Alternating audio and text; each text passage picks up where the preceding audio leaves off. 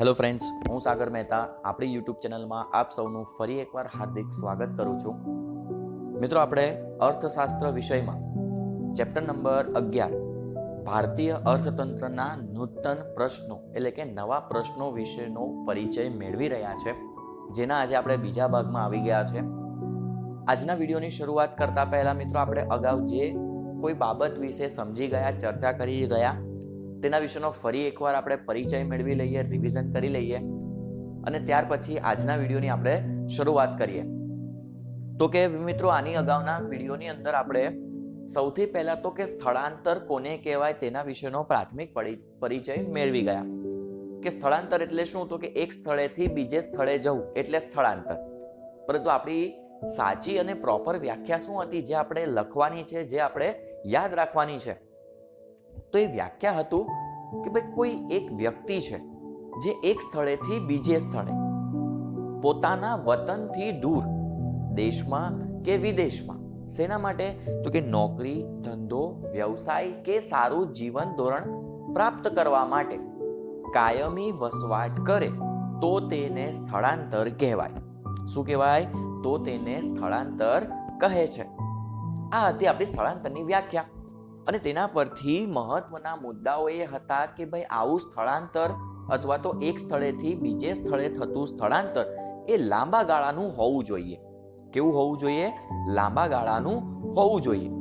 અને બીજું હતું કે આવું સ્થળાંતર રોજગારી માટે એટલે કે નોકરી, ધંધો, વ્યવસાય કે પછી સારું જીવન ધોરણ મેળવવા માટે હોઈ શકે. ત્યાર પછી આપણે બીજો સવાલ એ સમજી ગયા હતા કે સ્થળાંતરના પ્રકારો. કેટલા પ્રકારે સ્થળાંતર થાય છે? તો ચાલો મિત્રો યાદ કરીએ સ્થળાંતરના. તો કે મુખ્ય બે પ્રકાર હતા. એક તો સ્થળ આધારિત હતું અને બીજું હતું કારણ આધારિત. સ્થળ આધારિતની અંદર પાછા બે પ્રકારો હતા. પહેલું તો કે આંતરિક સ્થળાંતર અને બીજું આંતરરાષ્ટ્રીય સ્થળાંતર. કારણ આધારિત જોઈએ તો પાછા બીજા બે પ્રકાર, આકર્ષક સ્થળાંતર અને અપાકર્ષક સ્થળાંતર. ઓકે, આના વિશે વ્યાખ્યાઓ અને ઉદાહરણો દ્વારા આપણે પરિચય મેળવો. ત્યાર પછીના સવાલ ઉપર જઈએ તો કે સ્થળાંતરની સાથે સાથે આપણે એના કારણો સમજી ગયા કે લોકો સ્થળાંતર શા માટે કરે છે, સ્થળાંતર કરવાનું મુખ્ય કારણ શું હોય છે? તો કે ભાઈ એના મુખ્ય 4 કારણો હતા. તો કે પહેલું આર્થિક પરિબળ અથવા તો આર્થિક કારણ હતું, સામાજિક કારણ હતું, રાજકીય કારણ પણ હતું અને સાથે સાથે પર્યાવરણીય કારણો પણ હતા, જેના વિશેનો આપણે સંપૂર્ણ પરિચય મેળવી ગયા છે. મિત્રો, કેટલીક વાર ટૂંકા સવાલમાં તમને આ 4 પ્રકારમાંથી પણ કોઈ એક પૂછી શકાય કે ભાઈ સ્થળાંતર માટેનું આર્થિક કારણ સમજાવો. તો એની અંદર જે પોઈન્ટ આવતા હતા તેના વિશેની આપણે પોઈન્ટની ચર્ચા વિગતવાર કરવી પડે. ક્લિયર? ચાલો મિત્રો, તો આ થઈ આપણા અગાઉના વિડીયોની અંદર આપણે જે બાબતો સમજી ગયા તેના વિશેનો પરિચય. આજે આપણે કઈ બાબતો વિશેનો પરિચય મેળવવાનો છે તેની પહેલા એક રૂપરેખા જોઈ લઈએ કે આજના માટેનો મહત્વનો સવાલ છે કે સ્થળાંતરની અસરો. કે સ્થળાંતર કરવાથી એક જગ્યાએથી બીજી જગ્યાએ સ્થળાંતર કરવાથી કેવી અસરો થાય છે? જેમ એક સિક્કાની બે બાજુ હોય ને, એવી જ રીતે કોઈ એક બાબતની પણ તેની એક સારી બાબત અને ખરાબ બાબત હોઈ શકે છે. જેવી રીતે સ્થળાંતર વિશે વાત કરીએ તો મિત્રો ચલો વિચારીએ સ્થળાંતર કરવાથી શું ફાયદો થાય. તો આપણે એટલું કહી શકીએ કે ભાઈ લોકો પોતાના આર્થિક પરિબળોમાં ફેરફાર લાવવા માટે, મતલબ કે પોતાની રોજગારીમાં વધારો કરવા માટે સ્થળાંતર કરતા હોય છે.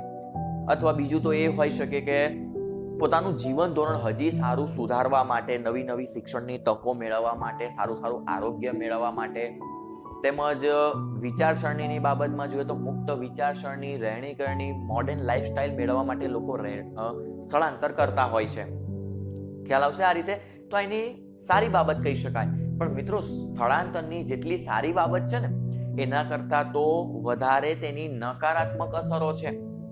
તો એ નકારાત્મક અસરો કઈ છે એના વિશેનો આજે આપણે અભ્યાસ કરવાનો છે, જેના પરથી આપણે તારણ લાવી શકીએ કે સ્થળાંતર કેટલું યોગ્ય છે. અને સરકાર, આપણા ભારત દેશની સરકાર ક્યારે પણ સ્થળાંતરને પ્રોત્સાહન આપતી નથી. કેમ?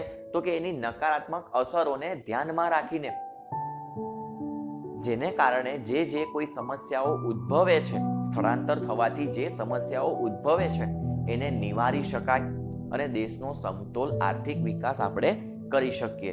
એના વિશેની આજે આપણે માહિતી મેળવીશું.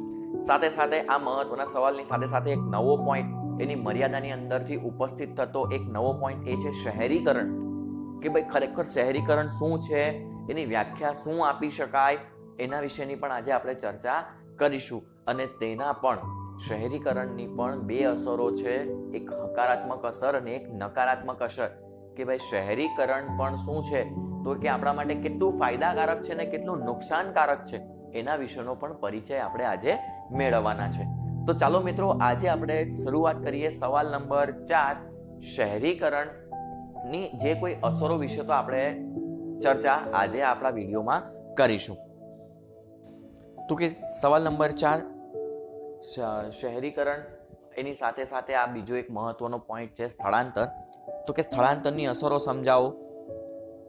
અર્થ અને વ્યાખ્યા મિત્રો આપણે અગાઉ સમજી જ ગયા છે, એટલે અહીં અગાઉ મુજબ લખીને આગળ વધવાનું હોય છે, કેમ કે કેટલીક વાર આ સવાલ 5 માર્ક્સમાં પૂછાય તો તમારે પ્રસ્તાવના, અર્થ, એની વ્યાખ્યા બધું જ વિગતવાર સમજાવવું પડે છે. આપણે આપણા મુદ્દા ઉપર આવી જઈએ કે સ્થળાંતરની અસરો શું હોઈ શકે. તો કે જેમ એક સિક્કાની બે બાજુ હોય તેમ સ્થળાંતરની પણ બે અસરો છે, હકારાત્મક અસર અને નકારાત્મક અસર.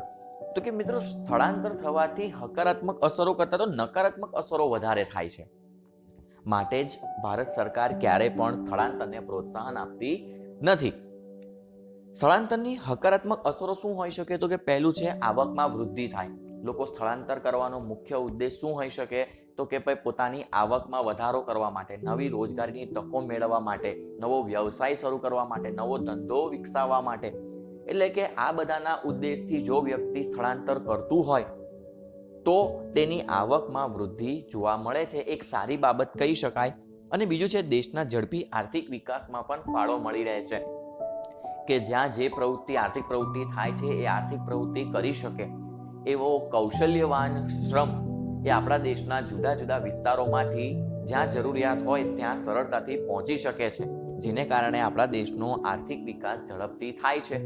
અથવા બીજા શબ્દમાં એવું કહી શકાય કે ભાઈ લોકોની આવક વધે, લોકોનું જીવન ધોરણ સુધરે, લોકોનું જીવન ધોરણ સુધરે તો આપોઆપ દેશનો આર્થિક વિકાસ થાય છે, લોકોની રોજગારી વધે છે, લોકોની માંગમાં વધારો થાય છે, ચીજ વસ્તુનું ઉત્પાદન વધવા લાગે છે, દેશની રાષ્ટ્રીય આવક વધે છે અને દેશનો આર્થિક વિકાસ થાય છે. એવી રીતે એક સિક્કાની બે બાજુ, એવી રીતે સ્થળાંતરની નકારાત્મક અસરો વિશે જો ચર્ચા કરીએ મિત્રો, તો પહેલું છે અનિયંત્રિત શહેરીકરણ. કે ભાઈ આવી રીતે સ્થળાંતર થવાથી જે કોઈ પણ શ્રમ છે, જે કોઈ પણ વ્યક્તિઓ છે, માનવ શ્રમ છે, એને કારણે જ અનિયંત્રિત શહેરીકરણ થયું છે. સર, આ અનિયંત્રિત શહેરીકરણનો મતલબ શું? તો કે મિત્રો શહેરીકરણ અને એ પહેલા તો સ્થળાંતર. તો કે સ્થળાંતર કેવા પ્રદેશોમાંથી કેવા પ્રદેશોમાં થાય છે તે મહત્વનું છે. મોટે ભાગનું સ્થળાંતર ગ્રામીણ વિસ્તારોમાંથી શહેરી વિસ્તારોમાં થાય છે, જેથી દિવસે દિવસે શહેરની વસ્તીમાં શું થતો જાય છે? વધારો થતો જાય છે.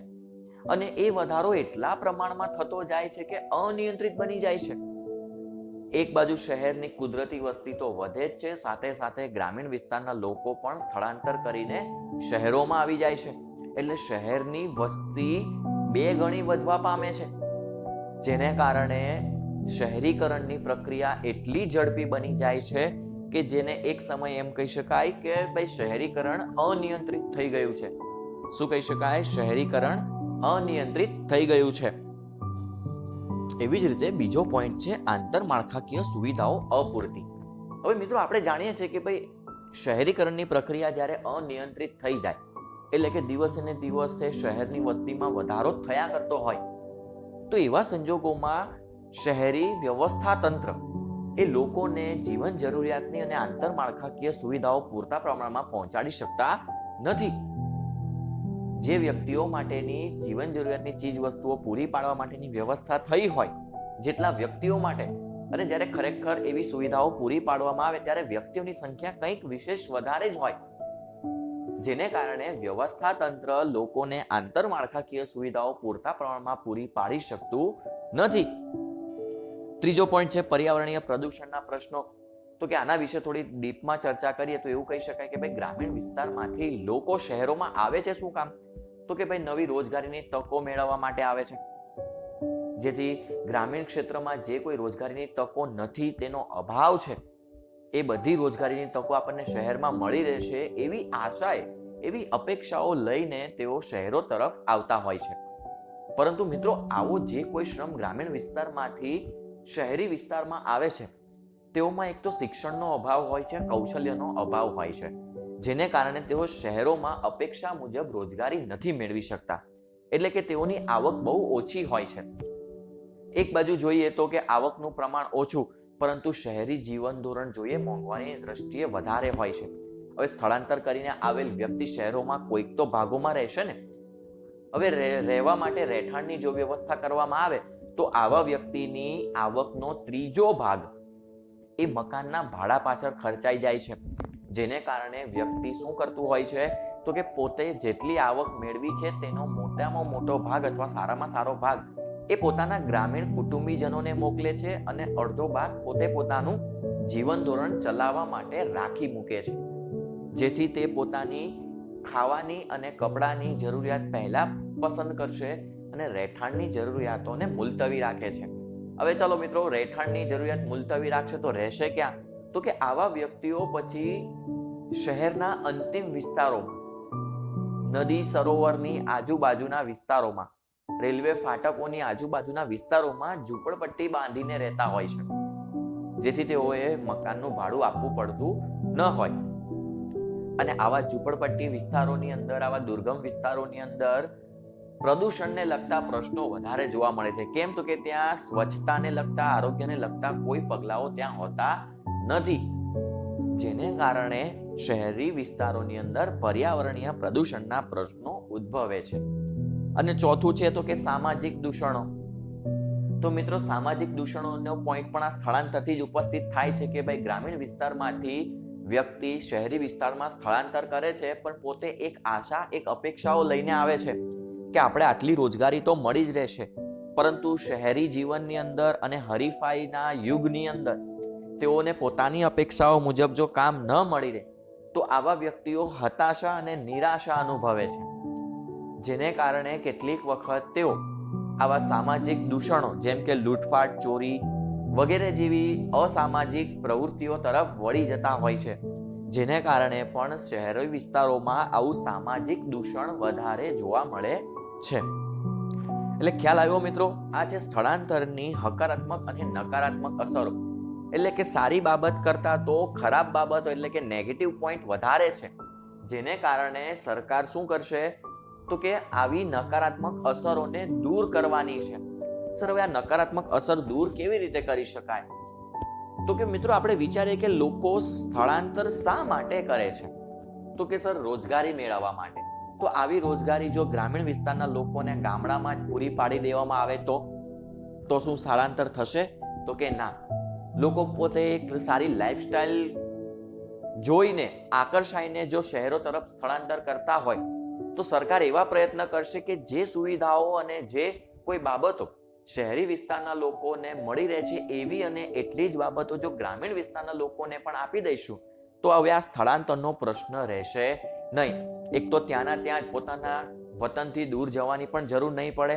પોતાના વતનમાં જ તેઓને રોજગારી બી મળી રહેશે, સારું જીવન ધોરણ પણ મળી રહેશે, શિક્ષણની પણ સારી તકો મળી રહેશે, આરોગ્યની પણ સારી તકો મળી રહેશે. ખ્યાલ આવે છે મિત્રો?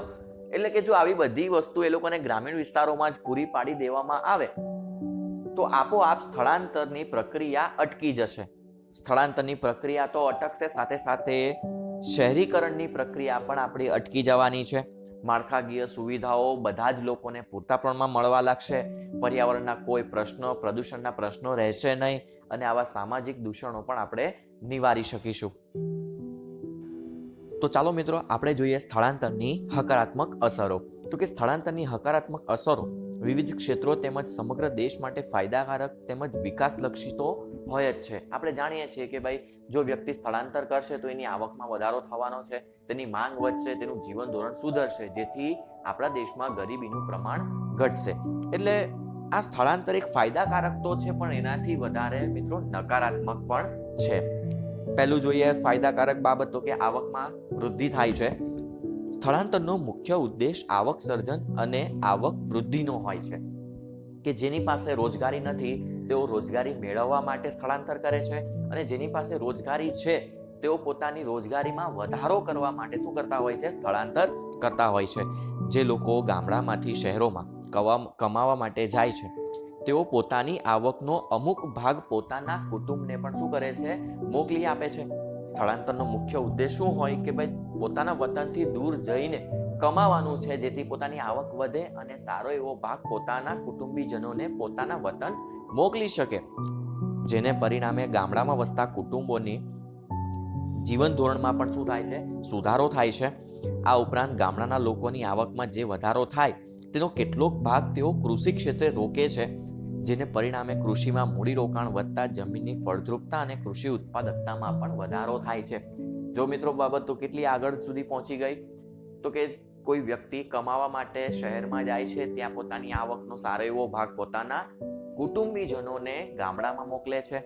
એટલે ગામડાના લોકો પોતે ખેતી ક્ષેત્રમાંથી તો આવક મેળવતા જ હતા, સાથે સાથે હવે પોતાના કુટુંબનો કોઈ એક સભ્ય શહેરમાં જઈને કમાઈ આવે છે, તો એની આવક જે એને મળે છે તેનો સારો એવો ભાગ તે ક્યાં રોકી શકશે? હવે કૃષિ ક્ષેત્રે રોકશે. કૃષિ ક્ષેત્રે હવે મૂડીરોકાણ વધવાનું, ઉત્પાદકતા પણ દિવસે દિવસે વધવા માંડશે. વર્તમાન સમયમાં ગામડાના લોકો આવી આવકનો વધારો પોતાના ધંધા કે વ્યવસાયમાં જ રોકે છે, જેને પરિણામે હાલમાં ગ્રામ્ય વિસ્તારોમાં ધંધાનો પણ સારો એવો વિકાસ થયો છે. એટલે કે જે કોઈ કુટુંબીજનો હોય વતનમાં, એ લોકો શહેરો તરફથી મળતી જે કોઈ આવક છે એને પોતાના ધંધા વ્યવસાયમાં રોકીને, કૃષિ ક્ષેત્રમાં રોકીને પોતાની ઉત્પાદકતા અને પોતાની આવકમાં વધારો પણ કરતા હોય છે. બીજો પોઈન્ટ છે મિત્રો, દેશમાં ઝડપી આર્થિક વિકાસમાં ફાળો. તો કે જ્યારે દેશની વસ્તી અન્ય દેશોમાં સ્થળાંતર કરે, ત્યારે આવી વસ્તી પોતાની કમાણીનો અમુક ભાગ પોતાના વતન વસતા કુટુંબીજનોને પણ મોકલી આપે છે.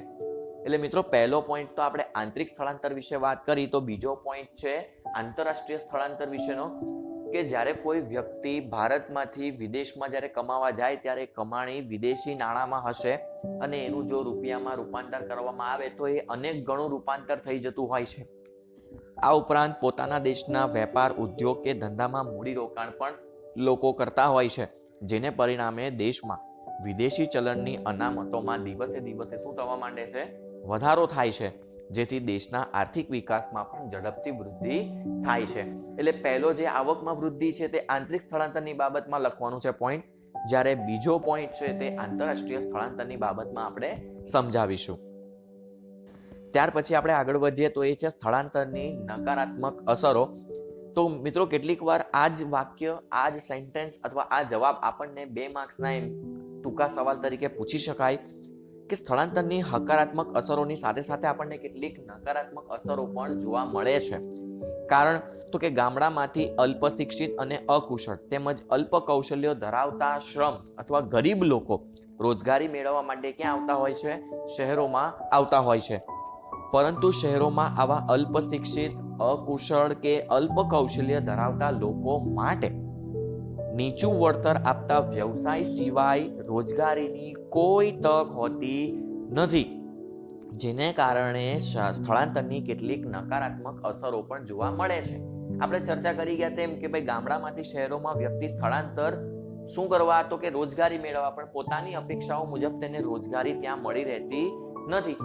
હવે આવી રોજગારીની તકોના અભાવને કારણે કેટલીક વખત સ્થળાંતરની ઘણી બધી નકારાત્મક અસરો પણ જોવા મળે છે.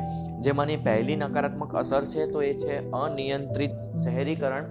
તો કે જ્યારે અશિક્ષિત, અકુશળ કે અલ્પ કૌશલ્ય ધરાવતા ગરીબ લોકો ગામડાઓમાંથી શહેરોમાં સ્થળાંતર કરે ત્યારે તેની આવક ઓછી હોવાને કારણે તેઓ શહેરના અંતિમ વિસ્તારોમાં ફરજિયાતપણે શું કરવો પડે છે? વસવાટ કરવો પડે છે.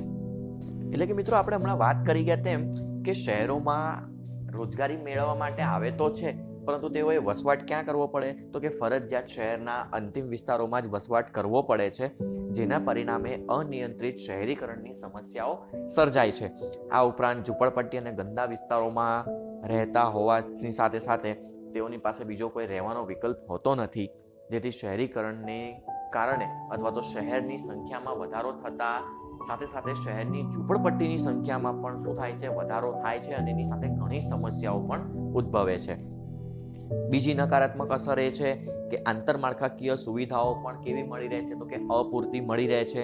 અનિયંત્રિત શહેરીકરણ તેમજ ઝૂંપડપટ્ટી અને ગંદા વિસ્તારોને કારણે સ્થાનિક વ્યવસ્થા તંત્ર તેઓને આંતરમાળખાકીય સુવિધાઓ પૂરતા પ્રમાણમાં આપી શકતી નથી, જેની અંદર પાણી, વીજળી, ડ્રેનેજ સેવા, શિક્ષણ, આરોગ્ય, સંદેશા વ્યવહાર, વાહન વ્યવહાર વગેરે જેવી સુવિધાઓ પણ પૂરતા પ્રમાણમાં આપી શકતી નથી, જેને કારણે આરોગ્યની પણ ઘણી બધી ગંભીર સમસ્યાઓ મિત્રો ઉદ્ભવે છે. અને ચોથી નકારાત્મક અસર છે કે પર્યાવરણીય પ્રદૂષણને લગતા પ્રશ્નો, તો કે સ્થળાંતરને કારણે ઝૂંપડપટ્ટી અને ગંદા વિસ્તારોનું સર્જન થાય છે.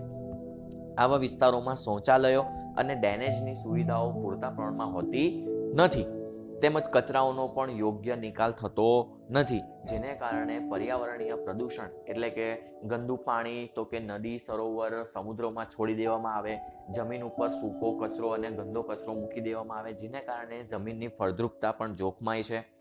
સાથે સાથે જોવા જઈએ તો કે પાણી પણ પ્રદૂષિત થતું રહે છે.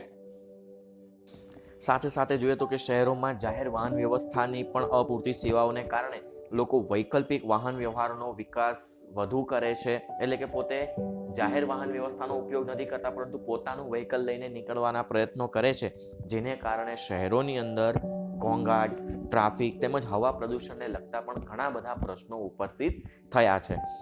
સાથે સાથે જોઈએ તો મિત્રો સામાજિક દૂષણો, તો કે જ્યારે ગામડામાંથી શહેરોમાં સ્થળાંતર કરીને જે લોકો આવે છે તેઓ કેટલીક અપેક્ષાઓ અને નિશ્ચિત સ્વરૂપની આવક મેળવવાના હેતુએ આવતા હોય છે, પરંતુ અલ્પ શિક્ષણ અને અલ્પ કૌશલ્યોને કારણે તેઓની અપેક્ષાઓ મુજબ તેઓને કામ મળી રહેતું નથી અથવા તો ઓછી આવકવાળું કામ મળે છે, જેના પરિણામે વ્યક્તિ હતાશાઓ અનુભવે છે, નિરાશ થઈ જાય છે.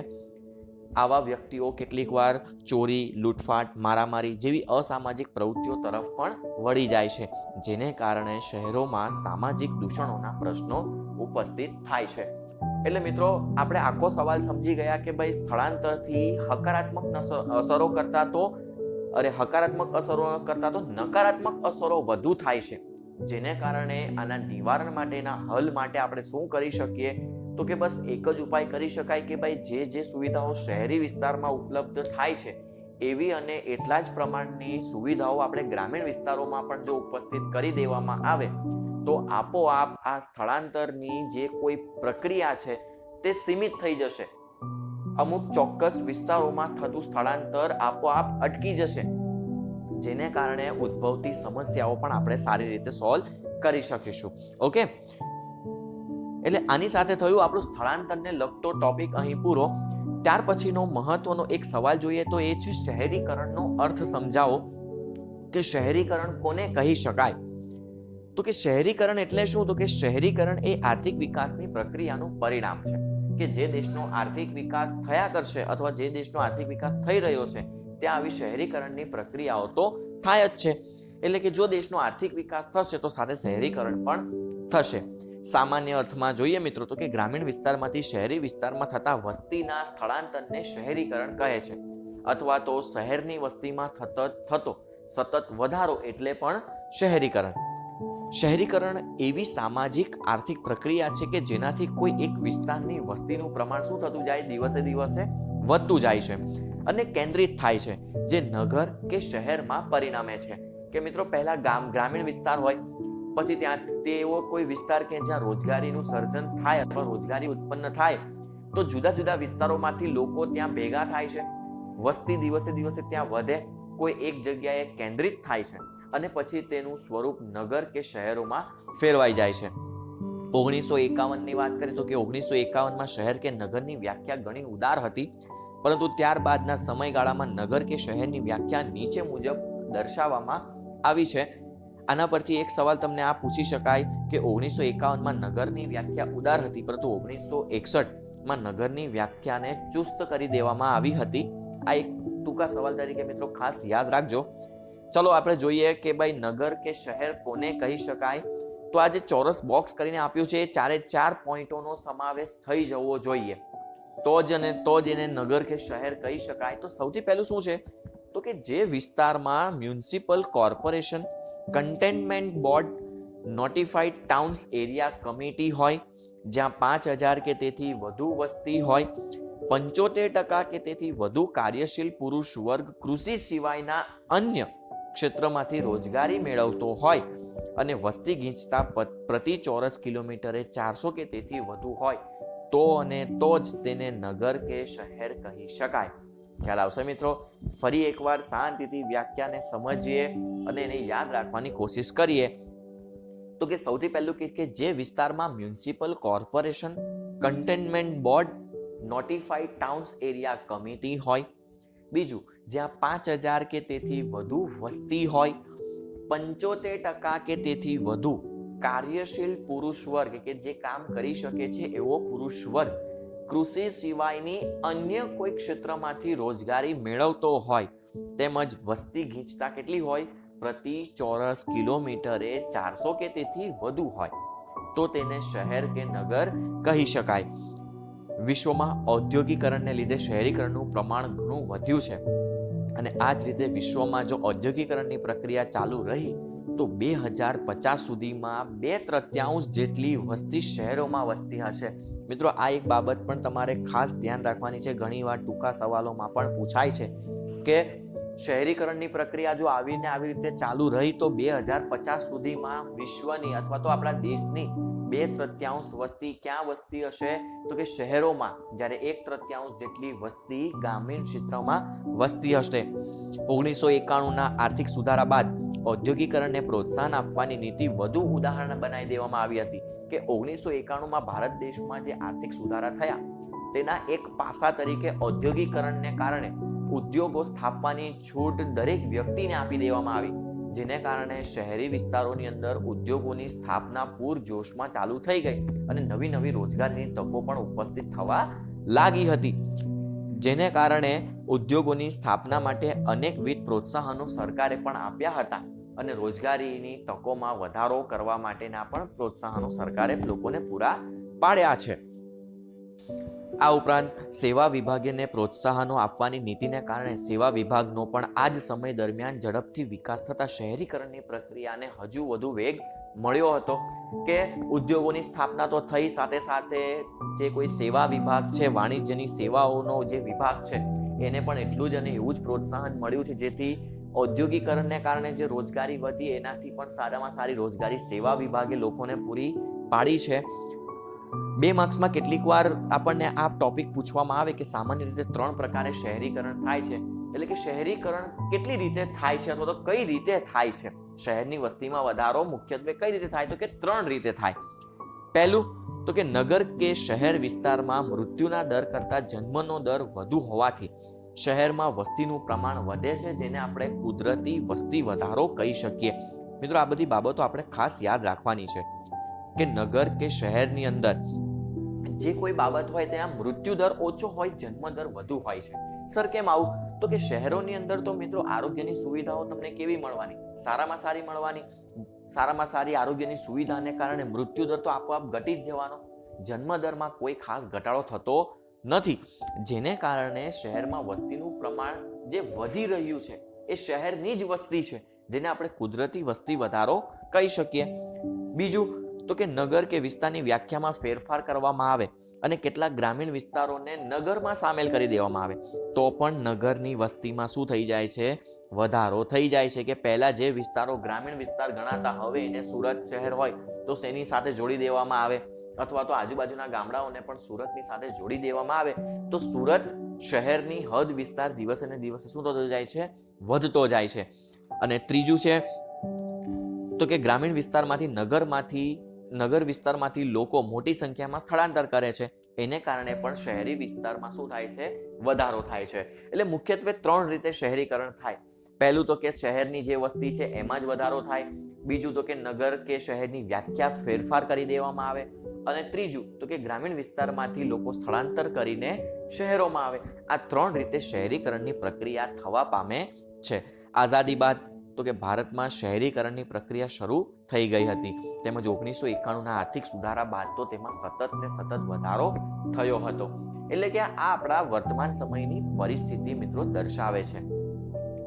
કે 1991 પછી આપણા દેશની અંદર શહેરીકરણની પ્રક્રિયા કેટલી પૂરજોશમાં થઈ અને એની પાછળનું કારણો શું હતા. આંકડાકીય માહિતીની વાત કરીએ તો કે ભાઈ ભારતમાં શહેરીકરણ વર્ષ ને શહેરીકરણ વસ્તીનું ટકાવારી પ્રમાણ જોઈએ તો કે 1991માં 25.32% હતું, 2001ની અંદર 27.86% અને 2011માં 31.16%, એટલે કે લગભગ 32% જેટલું પ્રમાણ એ શહેરીકરણની વસ્તીનું હતું. એટલે કે આ આંકડાકીય માહિતી આપણને દર્શાવે છે કે દિવસે દિવસે હવે શહેરી વસ્તીમાં શું થતો જઈ રહ્યો છે, વધારો થઈ રહ્યો છે. તો મિત્રો આજના માટે અહીં સુધીની માહિતી રાખીએ. આજે આપણે તો કે સ્થળાંતરની હકારાત્મક અને નકારાત્મક અસરો વિશેની માહિતી જોઈ અને સાથે સાથે શહેરીકરણ શું છે, શહેરીકરણ કોને કહી શકાય તેની વ્યાખ્યાઓ વિશેનો પણ પરિચય મેળવી ગયા.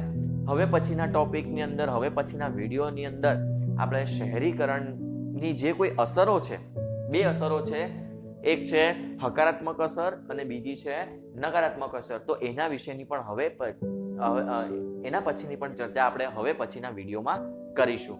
ઓકે.